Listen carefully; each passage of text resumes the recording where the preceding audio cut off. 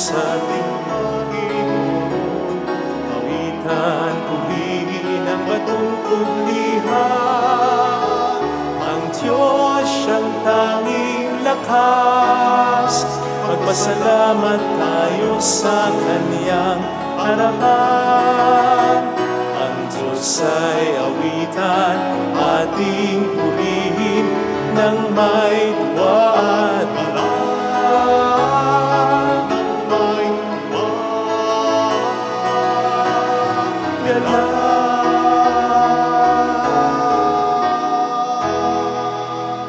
We also include in this Mass, in the intentions of this Mass, the thanksgiving of Edna Santos, at Edna and her family, Elmar and Ruby Panopio, Lucita Baby King, and for birthday of Mark Nathaniel Santos.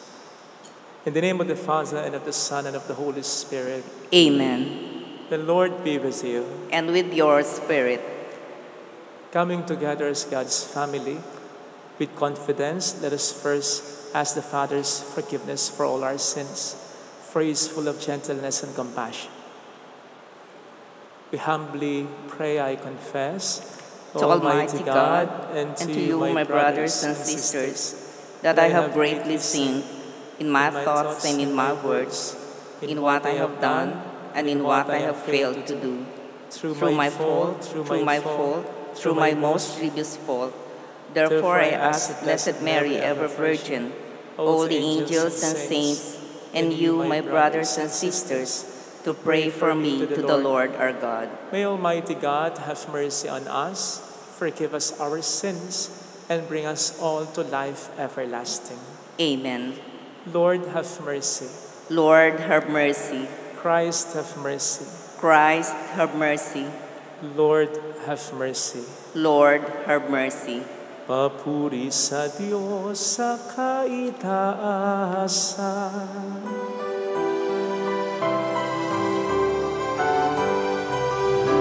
Papuri sa Diyos sa kaitaasan,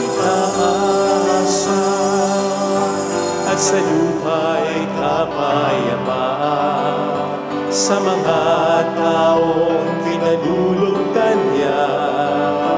Pinupuri ka namin, pinarangal ka namin, sinasama ka namin, pinagbubunyi ka namin, pinasasalamatan namin dahil sa dakilang angkin kapurihan, Panginoong Diyos, Hari ng langit, sa makapangyarihan sa lahat, Panginoong Jesucristo, bugtong na anak, Panginoong Diyos, Kordero ng Diyos sa lahat naman. Ikaw na nag-aalis ng mga kasalanan ng sanlibutan, maawa ka sa amin. Ikaw na nag-aalis ng mga kasalanan ng sanlibutan, tanggapin mo ang aming kahilingan. Ikaw na nalululong sa kanan ng Amahan, maawa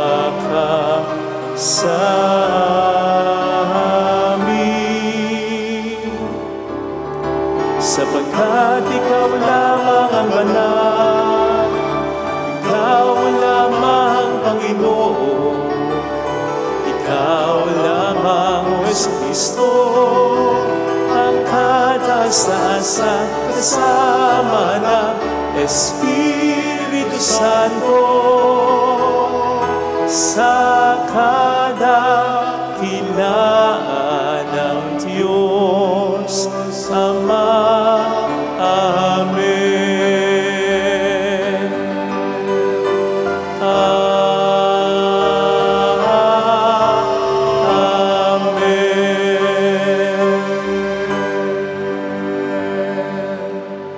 Let us bow our head and let us pray. O God, protector of those who hope in you, without whom nothing has firm foundation, nothing is holy, bestow in abundance your mercy upon us, and grant that with you as our ruler and guide, we may use the good things that pass in such a way as to hold fast even now to those that ever endure. Through our Lord Jesus Christ, your Son, who lives and reigns with you, in the unity of the Holy Spirit, one God, forever and ever. Amen. Please be seated.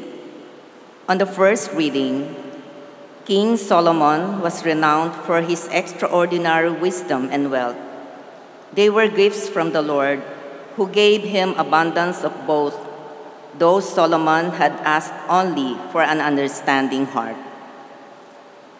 A reading from the first book of Kings. The Lord appeared to Solomon in a dream at night. God said, "Ask something of me, and I will give it to you." Solomon answered, "O Lord my God, you have made me, your servant, king to succeed my father David. But I am a mere youth, not knowing at all how to act. I serve you in the midst of the people whom you have chosen, a people so vast that it cannot be numbered or counted. Give your servant, therefore, an understanding heart to judge your people and to distinguish right from wrong. For who is able to govern this vast people of yours?" The Lord was pleased that Solomon made this request. So God said to him, "Because you have asked for this, not for a long life for yourself, nor for riches, nor for the life of your enemies, but for understanding, so that you may know what is right, I do as you requested. I give you a heart so wise and an understanding that there has never been anyone like you up to now. And after you, there will come no one to equal you." The word of the Lord. Thanks be to God. Lord, I love your commands. Lord, I love your commands. I have said, O Lord, that my part is to keep your words. The law of your mouth is to me more precious than 1,000 of gold and silver pieces. Lord, I love your commands. Let your kindness comfort me, according to your promise to your servants. Let your compassion come to me, that I may live, for your law is my delight. Lord, I love your commands.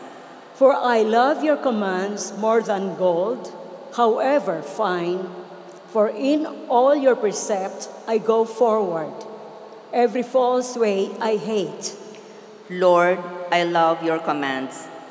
Wonderful are your decrees. Therefore, I observe them. The revelation of your words sheds light, giving understanding to the simple. Lord, I love your commands. On the second reading, our faith tells us that we are part of God's plan of salvation. In this excerpt from the letter to the Romans, St. Paul lists the different stages through which that plan is implemented. A reading from the letter of St. Paul to the Romans. Brothers and sisters, We know that all things work for good for those who love God, who are called according to his purpose. For those he foreknew, he also predestined to be conformed to the image of his Son, so that he might be the firstborn among many brothers and sisters. And those he predestined, he also called. And those he called, he also justified. And those he justified, he also glorified. The word of the Lord. Thanks be to God. Please all stand.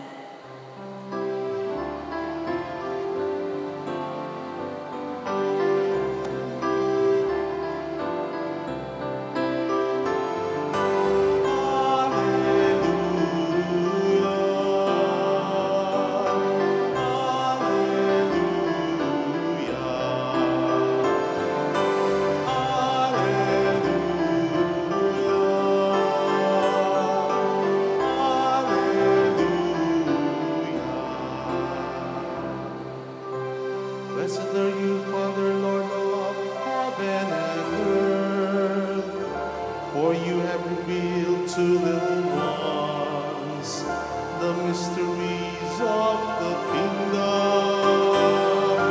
Hallelujah.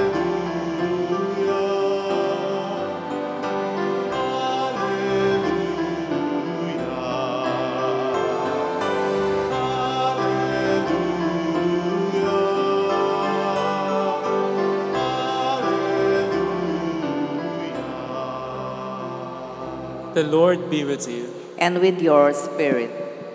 A reading from the Holy Gospel according to St. Matthew. Glory to you, O Lord.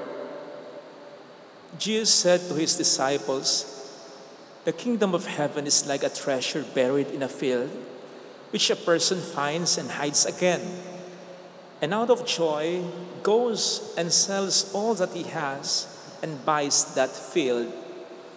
Again, the kingdom of heaven is like a merchant searching for fine pearls. When he finds a pearl of great price, he goes and sells all that he has and buys it. Again, the kingdom of heaven is like a net thrown into the sea, which collects fish of every kind. When it is full, they haul it ashore and sit down to put what is good into buckets. What is bad, they throw away. Thus it will be at the end of the age. The angels will go out and separate the wicked from the righteous and throw them into the fiery furnace, where there will be wailing and grinding of teeth. Do you understand all these things?" They answered, "Yes." He replied, "Then every scribe who has been instructed in the kingdom of heaven is like the head of a household who brings from his storeroom both the new and the old." Sisters and brothers, the gospel of the Lord. Praise to you, Lord Jesus Christ.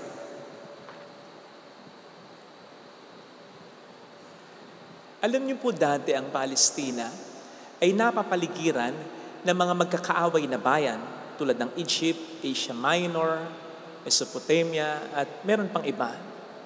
Ang hirap dahil sila nasa gitna. Kapag ang mga bayan na yan ay nag-aaway-away na, of course, apektado sila.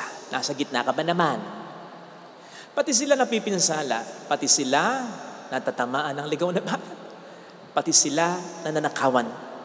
Kaya ang gawain dati, during those times, ng mga Palestinians, lalo tigit ng mga mayaman, kapag natimbrihan nilang magkakaroon ng labanan, humuhukay na sa lupa ang mga yan at doon nila ibinabaw ng kanilang mga valuables o kayamanan na sila lang ang nakakaalam sa takot na baka nga naman sila masalisihan.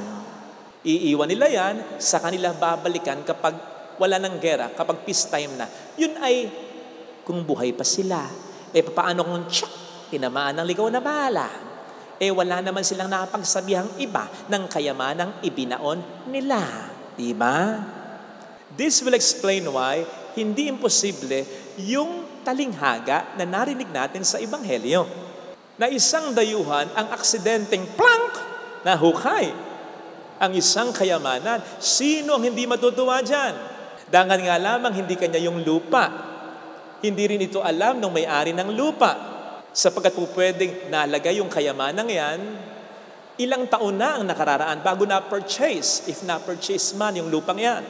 So ang ginawa niya, ibinaon niya uli, umalis siya, ipinagbili niya ang lahat ng kanyang ari-arian, ang meron siya, upang bilhin yung lupa at upang ang kayamanan ay legal na mapa sa kanya. Galing, di ba?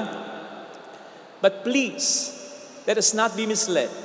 Ang punto ng Ebanghelyo tungkol sa kingdom of God or heaven, paghahari ng Diyos, ay ganito. Hindi yung pagiging tuso ng tao, kundi yung value, yung halaga ng kayamanan na sumisimbolo sa paghahari ng Diyos sa ating buhay. So much so, na lahat ng meron siya, isinakripisyo niya upang ang kayamanan ay mapa sa kanya. Kumbaga, worth it, sulit ang lahat ng sinakripisyo niya upang ito lamang kayamanang ito ay maranasan, makamtan niya. Now, as regards the kingdom of God, hindi lamang ito yung kingdom of God sa kalangitan na, kundi yung paghahari ng Diyos sa ating buhay. Ang sinasabi sa Ebanghelyo, ganun dapat ang maramdaman nating kaligayahan. Kapag ang Diyos ay naghahari sa ating buhay, malinis ang ating konsensya, sumusunod tayo sa Kanya, may malalim tayong relasyon sa Diyos, etc. Ibang kaligayahan dapat ang ating nadarama. Ibang kapayapaan, ang sabi nga sa Ebanghelyo, sa Biblia, kaligayahan o kapayapaang hindi ma-explain ng ninuman. So much, so na dahil dito, pwede mong isakripisyo ang kahit sino, kahit ano. O di ba? Yan ang naranasan ng mga disipulo.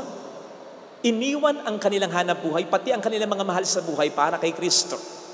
Yan din, exactly, ang naranasan ni San Francisco at ni San Ignacio. San Agustin na napakamakamundo naman.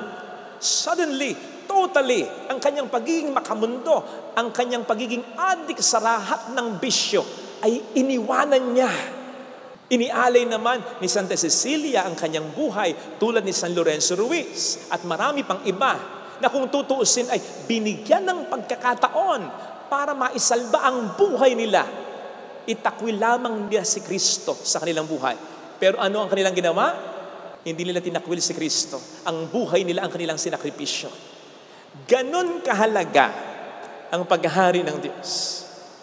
Ganon ang magiging epekto kapag na-inlove tayo sa Diyos. Maisasakripisyo ang kahit sino o ang kahit ano para dito. Di ba't ganon naman talaga? Batay sa ating karanasan kapag nagmamahal tayo. Kahit sarili mo, maisasakripisyo mo. Ang tanong, sulit naman ba? Worth it ba? Dahil sa pagmamahal mo sa asawa mo, kinalimutan mo ang pangarap mo. Okay? In the long run, sulit pa. Worth it ba? Dahil sa pagmamahal mo sa anak mo, napabayaan mo ang sarili mo. Okay? In the long run, sulit ba? Worth it ba? Dahil sa pagmamahal mo sa mga magulang mo, sa kapatid mo, halos wala ka nang naipon para sa sarili mo. Kahit matagal ka nang nagtatrabaho, sulit ba? Worth it ba? Dahil sa pagmamahal mo sa partner mo, nakagalit mo pamilya mo, worth it ba? Sulit ba? Dahil sa pagmamahal mo sa kaibigan mo, nasangkot ka sa gulo, worth it ba? Sulit ba? Dahil sa pagmamahal ng tita ko sa isang lalaki, at one point, medyo nagkalabuan sila ng ilan sa mga kapatid niya. Very close sila kasi nga ipinaglaban niya ang pagmamahalan nila. Tapos, kahit na hindi naman na sila magkakaanak pa, pinakasalan pa niya. Gayong hamak na mas marami ang ipon niya. Nasa abroad sila. At halos mapabayaan na ni tita ang kanyang sarili nang ang lalaking ito na minahal niya at pinakipaglaban niya ay magkasakit ng malubha at matagal. Akala nga namin mamamatay na. Inalagaan talaga niya. Inintindi talaga niya kasi mahal niya. Awa ng Diyos na buhay naman. Ayon, Pagkalipas ng ilang buwan, iniwan na siya. Worth it ba? Sulit ba? Kaya nga, nung isang araw, may group chat kaming magpipinsan sa mother's side. Nandun si tita, nandun ang aming mga magulang. Group chat nga. At one point, nasabi nung isang pinsan ko, na si Joel, yung pinsan namin, ay may mga alagang hayop.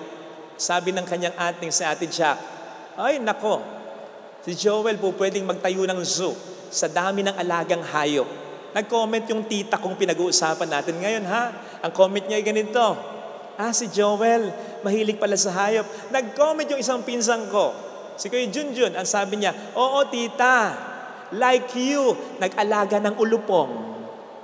Magko-comment sana ako, sasabihin ko sana, tita bugtong, anong hayop ang nagsisimula ang pangalan sa letter X? Siyempre, sabihin niya, ex-husband mo. Buti lang hindi na-offend. At ang sabi ni tita, okay lang, totoo naman. Ang mahalaga, may lesson akong natutunan.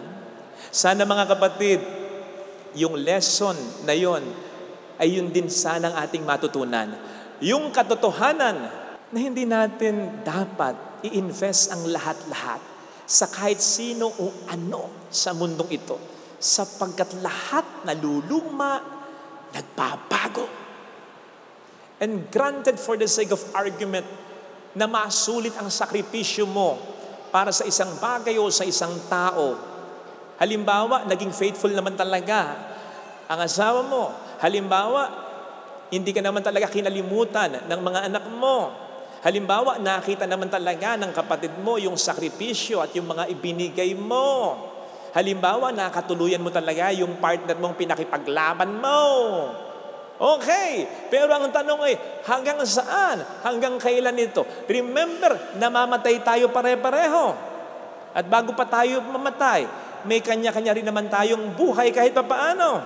Kaya nga para sa akin, ang isa sa mga touching moments kapag nagkakasal ako ay kapag nandyan yung couple, tapos nandyan pinatatayo ko ang kanilang mga magulang.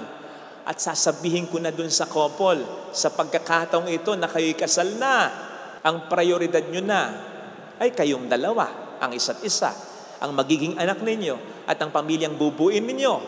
More than anyone, higit pa sa pinagmulan ninyong pamilya. Ang sabi ko, touching yun para sa akin. Bakit? Kasi parang nararamdaman ko yung nararamdaman ng kanilang mga magulang habang yun ay sinasabi ko. Sipin po ninyo, ikaw na magulang, yung anak mo, pinakamahal-mahal mo. Binuhay mo, inalagaan mo. Minahal mo ng higit pa. Kung minsan nga, kahit sa asawa mo, kahit sa sarili mo. Nung siya'y bata, na kailangan ka niya. Nandiyan ka. Nang siya'y tumanda na, at ikaw naman ang nangangailangan sa kanya, sapagkat may edad ka na, siya itong magkakaroon ng bagong pamilya, na higit pa sa iyo ay mas mahalaga. Nakaw. Kumbaga sa negosyo, hindi man mabalik yung puhunan mo, nalugi ka pa. Di ba? Doon mo makikita. Gaano man kamahal ang isang tao, iiwanan at iiwanan ka pa rin nito. Ako nga, wala nga akong asawa. Pero iniwan ko pa rin ang mga magulang ko. Ngayong, halimbawa, binabaha sila sa San Miguel. Pwede ba nilang sabihin, Father, halika dito, maghakot tayo. Magtaas tayo ng mga gamit. Hindi. May misa ako. Kaya, nang sabihin ng Panginoon, na magmahal tayo ng ating kapwa. Hindi naman niya sinabing magmahal ka ng kapwa mo, maging ng sarili mo ng buo. Ang sabi niya, bukod tanging siya ang dapat na mahalin natin ng buo. Sapagkat siya lamang din ang pupwede gumanti sa atin, sa ating mga sakripisyo, ng buo na siksik, liglig at umaapaw pa. Kaya isipin natin mga kapatid, kung sino o ano ngayon ang ating pinahalagahan. Kung pinahalagahan mo yan, siguradong nagsasakripisyo ka para dyan. Sulit ba in the long run ang binibigay mong sakripisyo para sa mga yan? Isipin mo muna kung totoong mahalaga. Huwag mong isasakripisyo kasi magsasakripisyo ka. Baka masakripisyo mo para dyan yung totoong mahalaga sa buhay mo. Magsisisi ka. Huwag mong isasakripisyo ang mga bagay na tunay na mahalaga sa mga bagay na hindi ganong kahalagahan, lalong-lalo na sa walang kwenta. Huwag kang magsasakripisyo ng tao para sa pera.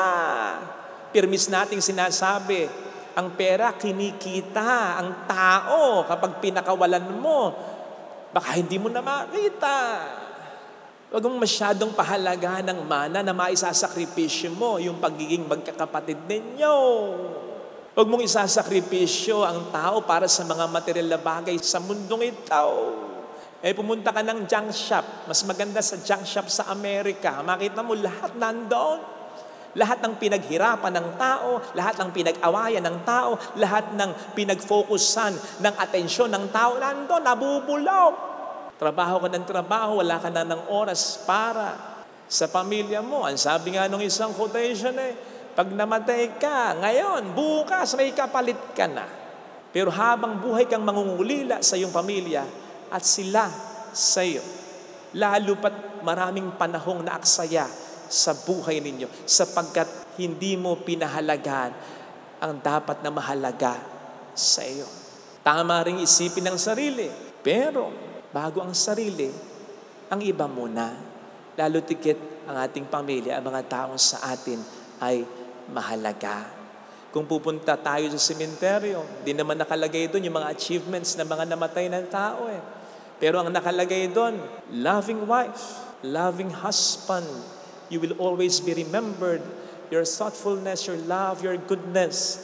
Hindi yung mga nagawa mo para sa sarili mo, kundi yung mga nagawa mo para sa tao. Normal na nagkakagalit ang tao, pero ang galit lumilipas. Huwag mong palipasin ang relasyon dahil sa galit mo, sapagkat mas maganda na mawala ang galit mo kaysa ang mawalang tuluyan ay ang mahal mo. Pero sa lahat ng ito, ang pinaka-safe na bigyan ng pahalaga ay ang Diyos. Sapagkat ang buti mo ay pupwedeng hindi makita ng mahal mo o makita man pagkalipas ng maraming mga panahon. Makakalimutan. Halimbawa, namatay ka ngayon kahit napakabuti mo. Many years from now, maalala ka pa ba ng mga apo? Lalo tigit, nung namatay ka, wala pa ang mga ito. Hindi na. Kahit gaano tayo kabuti, makakalimutan ang kabutihan natin. Pero hindi makakalimutan ng Diyos. Yan. Isipin po ninyo ang sabi ng ating Panginoon sa Mateo 10:42. Magbigay ka lang ng kahit isang basong tubig na malamig sa isa sa maliliit na ito. Yun ay gagantimpalaan ko. Kapatid, isang basong tubig lang yun. Kung minsan nga, yung tao, kahit gaano kalaki ang ginawa mo, hindi pa nalalasahan, hindi pa nakikita. Pero ang Diyos, mitikuloso pagdating sa mabuti na ginagawa ng tao. Kung yung isang basong tubig, nakikita niya, yung isang maliit na mabuting ginawa mo, yun pa kayang mabuting ginawa mo na iniyakan mo sapagkat nilakipan mo ng malaking sakripisyo. Kaya naman sa huli, sa araw ng pag-uukom, katulad ng sinasabi sa Ebanghelyo, alam niya kung ano ang pipiliin niya. Hindi mo kinakailangan sabihin, Lord, kunin mo ko. Hindi. He knows His own. Alam niya kung sinong mabuting tao talaga. Di ba't ang sabi niya, mayroong dalawang lalaking magkasamang natutulog, kukunin yung isa, iiwan yung isa. Hindi kinakailangan sabihin ng lalaki na kinuha, kunin mo ako, mabuting ama ako, mabuting anak ako, mabuting anak. Hindi. Alam yun ng ating Panginoon. Pupwede mo talagang i-volunteer yung sarili mo. Kunin mo ako. Kasi pupwedeng nagdududa ka sa pagiging mabuti mo. Bakit? Dahil sa kabila ng pagiging mabuti mo, niloko ka pa rin ang asawa mo, kinalimutan ka pa rin ng anak mo, hindi ka pa rin pinahalagahan ng kapatid mo, kaya't yung pagiging mabuti mo, na-question mo. Kasi yung taong inaasahan mong makaka-appreciate nito, binaliwala ito. Pwedeng mangyari yon sa tao, pero hindi sa Diyos. Hindi makakalimutan ng Diyos ang mabuting ginawa mo. Ito sana ang hilingin nating biyaya sa banal na pagdiriwang na ito. Ilagay natin ang ating kanang kamay sa tapat ng ating puso.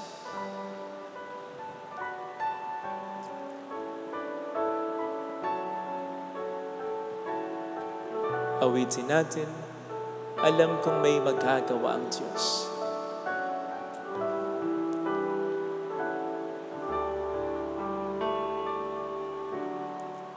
Alam kong may makapangyarihan siya. Alam kong may magagawa ang Diyos. Walang imposible sa Kanya. Kung ako'y magtatapat, sa Kanya'y maglilingkod. Alam kong may magagawa ang Diyos.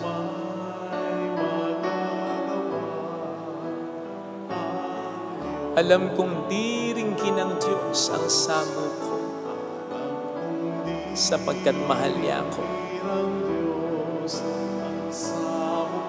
Alam kong di ringkin ng Diyos ang samo ko, sapagkat anak niya ako. Kung ako'y magtatapat, sa Kaniya'y maglilingkod. Alam kong di ringkin ng Diyos ang samo ko.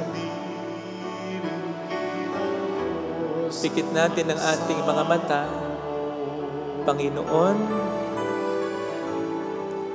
tulungan mo ko sa aking mga pinagdaraanan sa buhay kong ito. Tulungan mo kong makakuha ng inspirasyon mula sa iyo. Yung maniwala ako na nakikita mo ang lahat ng mabuting ginagawa ko. Mga mabuting hindi napapalakpakan, mga mabuting hindi nare-recognize, at mga mabuti na kung minsan ay hindi pinapahalagahan. Tulungan mong hindi ako mawala ng gana, na makita ko na ang ginagawa ko ay hindi lang naman para sa kanila, kundi para sa iyo. Ikaw ay itong hindi makalilimot at laging magpapahalaga sa mabuting ginagawa ko. Hallelujah! Ikaw ang magsasabi na ako ay mabuting ama, mabuting ina, mabuting magulang, mabuting kapatid. Siya ay muling babalik sa atin. Ikaw ang maghuhusga na wala talaga akong hinangan kundi ang kabutihan ng aking Panginoon. Hallelujah! Purihin ang Diyos. Walang natatago siya. Hallelujah!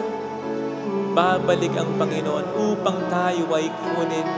Tapat siya sa Kanyang pangako sa atin. Sabihin mo sa sarili mo, mayroong magandang mangyayari sa iyo.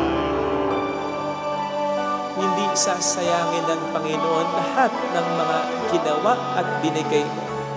Kung lalapit ka kay Jesus, hindi nalulugi ang taong nagpapakabuti. Hindi man gantihan ng mga taong pinag-alayan mo ng kabutihan. Ang Diyos ang siyang gagantihan. At siya rin balang araw ang magpapakita sa kanila kung gaano ka kahalaga kung lalapit kay Jesus. Huwag kang mapagod magpakabuti. Sulit ang pagod ng taong nagpapakabuti. Glory to the Father, and to the Son, and to the Holy Spirit. As it was in the beginning, is now, and will be forever. Amen. I believe in God, the Father Almighty, creator of heaven and earth, and in Jesus Christ, his only Son, our Lord, who was conceived by the Holy Spirit, born of the Virgin Mary, suffered under Pontius Pilate, was crucified, died, and was buried. He descended into hell. On the third day, he rose again from the dead. He ascended into heaven and is seated at the right hand of God, the Father Almighty.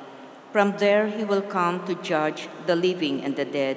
I believe in the Holy Spirit, the Holy Catholic Church, the communion of saints, the forgiveness of sins, the resurrection of the body, and life everlasting. Amen. With gratitude to the Lord for having called us to belong to the kingdom without any merit on our part, let us ask for all other blessings that we need in order to become worthier members of His kingdom. Let us all say together, may your kingdom come. May your kingdom come. That the Church may always be open to welcome all those who ask to be admitted, in order that they may gradually become faithful disciples of the Lord. Let us pray. May your kingdom come. That the Holy Father, the bishops, the priests, and the religious may succeed in inspiring us to love and serve the Lord with all our heart, all our mind, and all our soul. Let us pray. May your kingdom come. That parents, teachers, and catechists may lead their children and students to appreciate the importance of belonging to God's kingdom. Let us pray. May your kingdom come. That the homeless, the unemployed, the sick, and the marginalized may find in their Christian communities the compassion, solidarity, and generosity they need to experience. Let us pray. May your kingdom come. That the members of our community, especially the youth, may all receive the abundance of God's blessings and His consolation in our afflictions. Let us pray. May your kingdom come. That our Filipino missionaries may be successful in their efforts to invite many people to enter God's kingdom. Let us pray. May your kingdom come. Let us pray in silence for our personal intentions. Let us pray. May your kingdom come. Lord Jesus, healer of body and soul, look with compassion on our community and on the whole world. May we inherit the kingdom where you live and reign forever and ever. Amen. Offertory.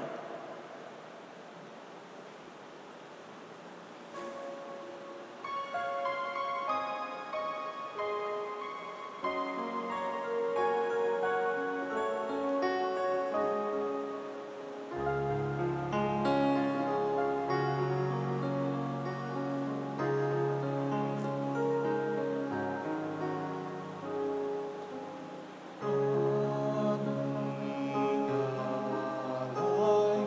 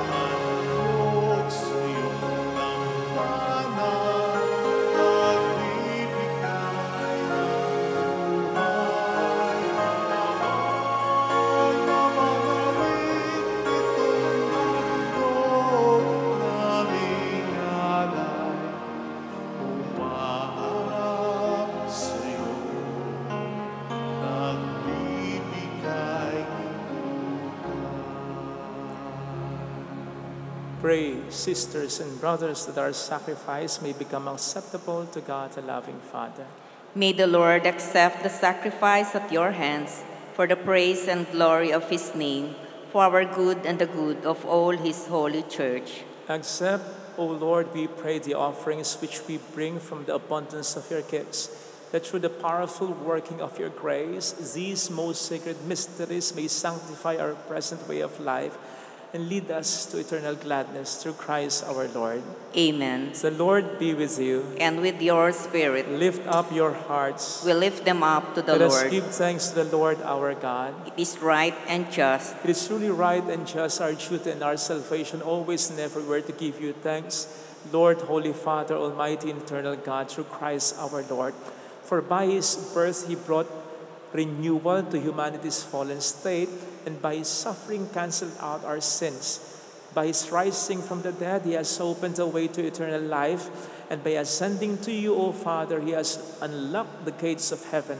And so with the company of angels and saints, we sing the hymn of your praise, as without end we acclaim. Holy, holy, holy, holy Lord God of hosts, heaven and earth are full of your glory. Hosanna in the highest. Blessed is he who comes in the name of the Lord. Hosanna in the highest. You are indeed holy, O Lord, the fount of all holiness. Make holy, therefore, these gifts, we pray, by sending down your Spirit upon them like a dewfall, so that they may become for us the body and blood of our Lord Jesus Christ. At the time he was betrayed and entered willingly into his passion, he took bread, giving thanks, broke it, gave it to his disciples, saying, "Take this, all of you, and eat of it, for this is my body, which will be given up for you."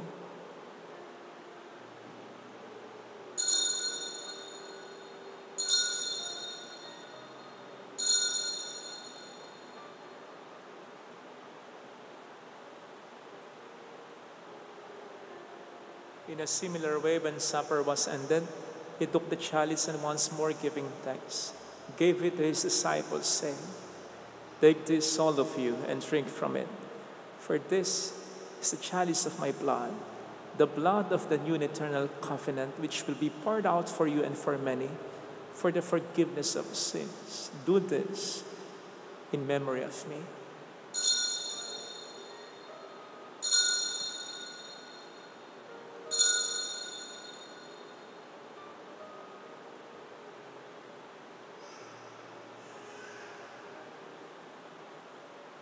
Let us proclaim the mystery of our faith. Christ has died, Christ is risen, Christ will come again. Therefore, as we celebrate the memorial of his death and resurrection, we offer you, Lord, the bread of life and the chalice of salvation, giving thanks that you have held us worthy to be in your presence and minister to you. Humbly we pray that, partaking of the body and blood of Christ, we may be gathered into one by the Holy Spirit. Remember, Lord, your church spread throughout the world and bring her to the fullness of charity, together with Francis our Pope, Dennis our Bishop, and all the clergy. Remember also our brothers and sisters who have fallen asleep in the hope of the resurrection, especially those for whom we will now pray. Let us bow our head. Let us pray at this moment for our departed loved ones. Please include Kuya Mark, Tatay Do, Kuya Ricky, Joyce Joselito Percy, Miguel Arsenio Serio, Emma, and all who have died in your mercy. Welcome them into the light of your face. Have mercy on us all, we pray, that with the Blessed Virgin Mary, Our Lady of La Salette, Mother of God, with all the blessed apostles, Saint Joseph, Mary's spouse, all the blessed saints who have pleased you throughout the ages, we may merit to become co-heirs to eternal life, and may praise and glorify you through your Son, Jesus Christ. Through him, and with him, and in him, O God, Almighty Father, in the unity of the Holy Spirit, all glory and honor is yours forever and ever. Amen. Amen. Amen. Jesus taught us to call God our Father, and so we have the courage to say,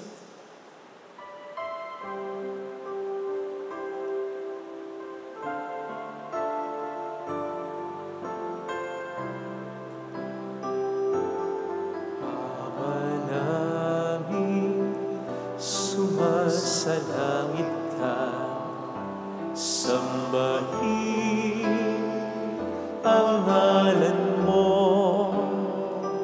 mapasa amin ang kaharian mo, sundin ang loob mo dito sa lupa para sa langit.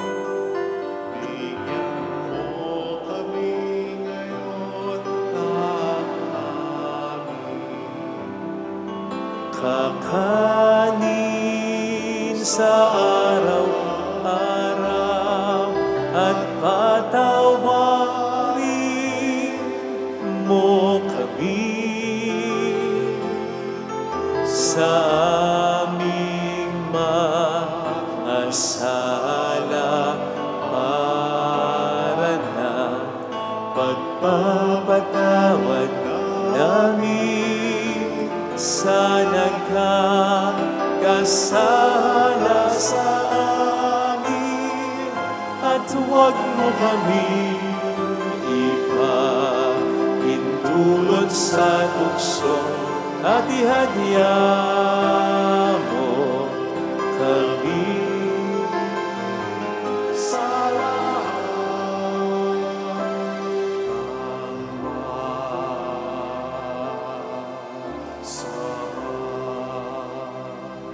Deliver us, Lord, we pray, from every evil. Graciously grant peace in our days, that by the help of your mercy we may be always free from sin and safe from all distress, as we await the blessed hope and the coming of our Savior, Jesus Christ. For the kingdom, the power, and the glory are yours, now and forever. Lord Jesus Christ, who said to your apostles, "Peace I leave you, my peace I give you," look not on our sins, but on the faith of your church, and graciously grant her peace and unity in accordance with your will, who live and reign forever and ever. Amen. The peace of Jesus be with you always. And with your Let spirit. us offer one another the sign of God's peace. Peace be with you. Lamb of God, Lamb of God, you take away the sins of the world, have mercy on us. Lamb of God, you take away the sins of the world, have mercy on us. Lamb of God, you take away the sins of the world, grant us peace.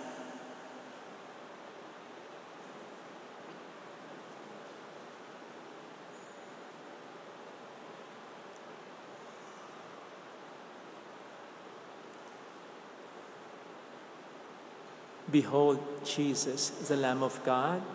Behold him who takes away the sins of the world. Blessed are those called to the supper of the Lamb. Lord, I am not worthy that you should enter under my roof, but only say the word, and my soul shall be healed.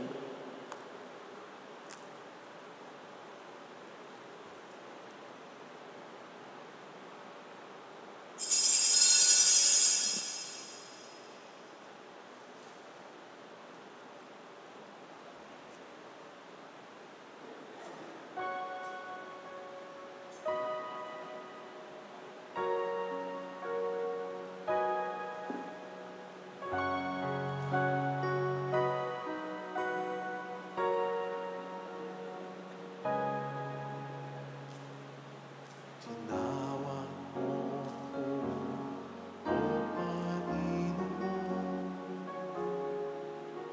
Pati akong tumugon sa tinig mo. Handa ng pasasalamat sa pag-ibig sa tuwing ay nadarama ko. Ako'y namangha sa iyong kabutihan, tunay na wala. An act of spiritual communion. My Jesus, I believe that you are present in the most holy sacrament. I love you above all things, and I desire to receive you into my soul. Since I cannot at this moment receive you sacramentally, come at least spiritually into my heart. I embrace you as if you were already there and unite myself wholly to you. Never permit me to be separated from you. Amen. Sa pagsapit ng dilim, ang tanging kong hiling ay umimlay sa iyong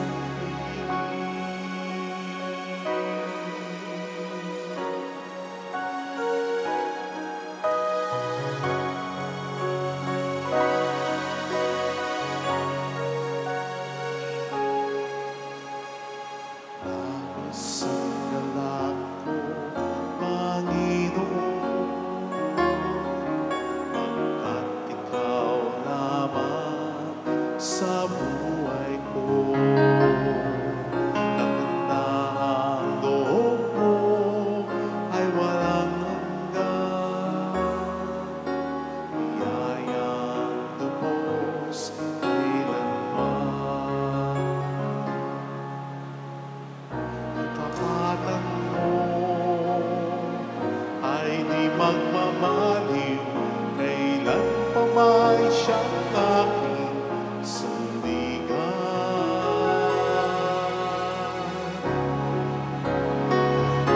Sa bawat sandali ng aking buhay, ikaw ang siyang gabay. Sa oras ng lungkot pagkabigo, ako'y muling binubuo. Bawat pasakit ay iyong pinaparaan. Sa paglubog nitong araw, sa pagsapit ng dilim, ang tanging kong hiling ay umimlay sa iyong piling. Sa bawat sandali ng aking buhay, ikaw ang siyang gabay. Sa oras ng lungkot at pagbigo, ako'y muling binubuo. Bawat pasakit ay iyong pinaparaan.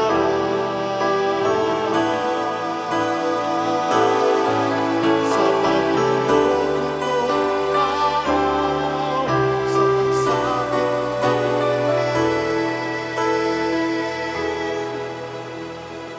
tanging kong hiling ay umimlay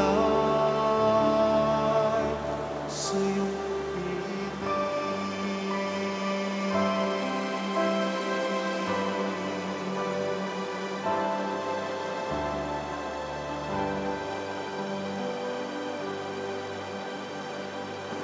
Let us pray. We have consumed, O Lord, this divine sacrament, the perpetual memorial of the passion of your Son.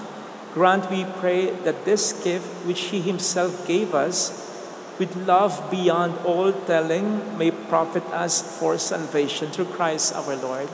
Amen. Holy God, Holy Mighty One, Holy Immortal One, Have mercy on us and on the whole world. Holy God, Holy Mighty One, Holy Immortal One, Have mercy on us and on the whole world. Holy God, Holy Mighty One, Holy Immortal One, Have mercy on us and on the whole world. Jesus, King of Mercy, We trust in you. alalahanin, Alalahanin, O mahal na Birhen ng Lasalet, ina ng pag-asa, ikaw ang nagpaalala sa aming magbalik loob sa Ama. Ito ang nagpapatunay na ang kagandahan loob mo'y nanatiling busila. Sa pag-aaruga mo sa amin, tungkulin mo'y tinupad. Sa paanan ni Kristo'y tinuri mo kaming mga tunay mong anak. Kaya ninais mong ni isa'y huwag mapahamak. Maging sa iyong walang tigil na pananalangin, pati luhay pumatak. Huwag nawang mawala ng saysay ang iyong paghihirap. Hiling nawa namin sa iyo, o aming inang liyag, na matapos ang pakikibaka namin sa mundong ito at sa pananatili naming tapat kay Kristo, sa kapurihan mo'y makibahagi kaming ganap, upang kung nasaan ka ngayon ay maparoon din kaming lahat, at ang kaganapan ng kalwalhatian ng Diyos Amay tuluyang matupad. Siya nawa. Mahal na Bira ng Lasal, tagapagkasundo ng mga makasalanan, ipanalangin mong walang patid kaming mga dumudulog sa iyo. salamat po sa mga tulong na ibinibigay niyo. Malaking tulong po yung mga kasama natin sa social media or sa online na nagdiribang kasama natin ng banal na misa from other places around the world. Yung mga nagpapadala ng kanilang mga panalangin at tulong sa atin, lalo na kapag ganitong umuulan, nakakaunti ang nagsisimba, nakapagpapasweldo pa rin tayo dahil po sa mga donation po na ibinibigay niyo through our GCash and bank account. Maraming salamat po sa inyo. The Lord be with you. And with your spirit. And may God bless you and our family. In the name of the Father, and of the Son, and of the Holy Spirit. Amen. The Mass has been offered. Go in peace, glorifying the Lord in your life. Thanks be to God. Salamat po.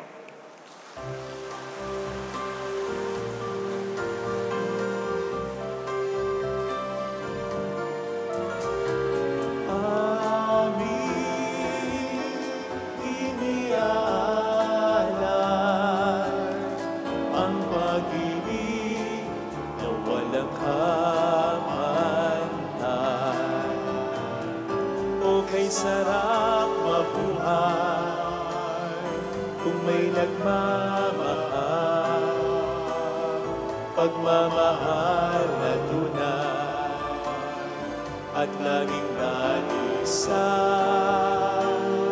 Ang birhen kong umibig ay walang sinamis,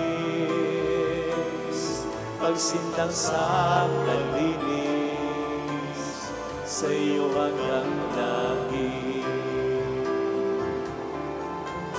O Birhen, Birhen mahal, sa awit at sa dasal